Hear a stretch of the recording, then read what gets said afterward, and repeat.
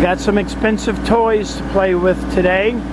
We're going to put an EPIRB right there in between the radar and the VHF radio antenna. And the only way we can get there is by using this man lift. Here he comes. We can't crawl on top of the canvas because it's too loose and too brittle. Can't crawl on top of that, again, too loose and too brittle. But that's where it's going to go, right there. And I'm getting out of the way. Here he comes.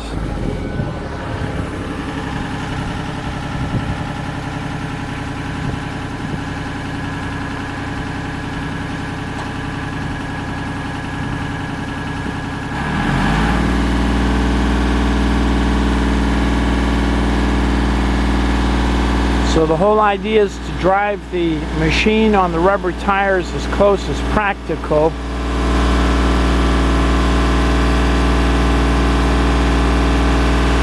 Whoop! Whoop! Look out for that white piece right there. Okay. That strange whoop is what I learned in the oil field. Anybody can hear it. Doesn't sound like any kind of a machine.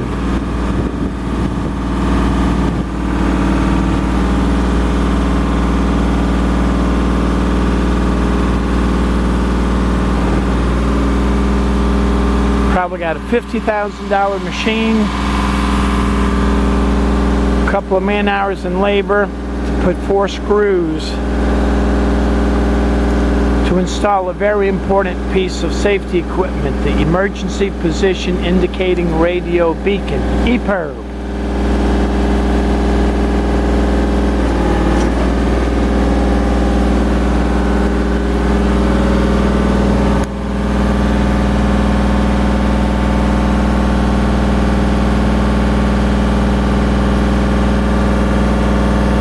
Watching him drive with the joystick.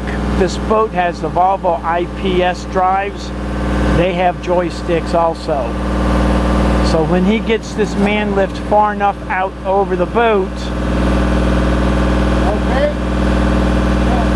he's going to call to the other guy who has the remote control while this man gets down on his hands and knees on top of a moving blanket so he doesn't hurt himself, so he can drill the holes. Thankfully, the EPIRB company sent a template to know exactly where to put the holes, self-tapping screws inside an aluminum radar arch. Good? Okay, I think we're good. I'm going to stop filming. Anybody got any questions? You know what to do. Ask Captain Chris. Oh look, there's a Grand Banks.